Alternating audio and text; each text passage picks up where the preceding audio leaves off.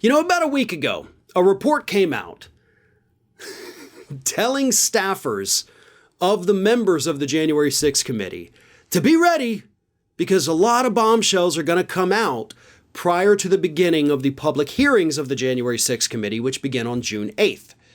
And we've already got the one really damning revelation, and that is that according to testimony in front of that committee, Trump actually agreed with the people that entered the White House, or the Capitol, chanting, "Hang Mike Pence." Trump said, maybe Mike Pence should be hanged. Okay, horrible statement, by the way. I don't like Mike Pence at all, but I don't think he should be put to death. Another one has come out too. And this, of course, once again, based on testimony given to the committee, testimony given by Cassidy Hutchinson, who worked under Mark Meadows when he was former President Donald Trump's chief of staff, who told the panel investigating the Capitol attack that she saw Meadows incinerate documents after a meeting in his office with Representative Scott Perry. A person familiar with the testimony described it on condition of anonymity. So Mark Meadows meets with Scott Perry, who's in charge of the House Freedom Caucus. They're talking about how to overturn the election. Scott Perry's been very vocal, believing, he claims, the election was stolen, even though it wasn't. So they meet. Perry leaves. Meadows takes his little documents, his notes from the meeting, and lights them on fire in his office, according to Cassidy Hutchinson, the testimony that she gave to that January 6th committee. So this could be destruction of evidence. This could be a violation of the Presidential Records Act, because if they discussed anything involving Donald Trump or anything that Meadows was then to go talk to Donald Trump about, destroying these documents would run afoul of the Presidential Records Act.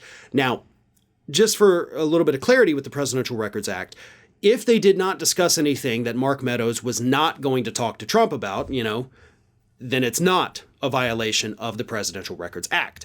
But any document or any other, physical thing created that was to be discussed or presented to the President of the United States does fall under the Presidential Records Act.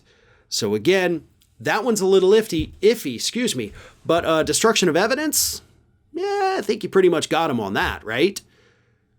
If, of course, you determine that a crime was committed. So, yes, there's some caveats there, but I think the big question is, why did Mark Meadows feel the need to even burn it? Burn it in his office. Of course, if this testimony is true, and for the sake of argument, we're going to assume it is right now, why would you even burn it inside? Dude, why not just put it like in a folder in your briefcase, in your backpack, whatever, take it home, maybe tuck it in the fireplace, go put it on your grill, use it to light some charcoal, something like that. Why burn it in a building? Didn't you think people would notice, it's something burning here? Oh, it's just me. Got some evidence. I'm just trying to get rid, a little weird, but it's Mark Meadows, so God only knows. But this is a pretty big revelation. And what I love about it is that it's not going to be the only one. We're going to continue getting these bombshell revelations per the committee itself, what they told their staffers, between now and June 8th. This one may not be quite as, salacious as the president being okay with the vice president being murdered, but this one potentially points to a crime committed by Donald Trump's chief of staff, and that's not something that should be taken lightly. Hey everyone, this is Aspen, and did you know that for the low cost of $0 per day, you can subscribe to the Fair and Balanced YouTube channel? We also encourage you to like, comment, and share, but again, click that subscribe button and help Aspen not be so grumpy.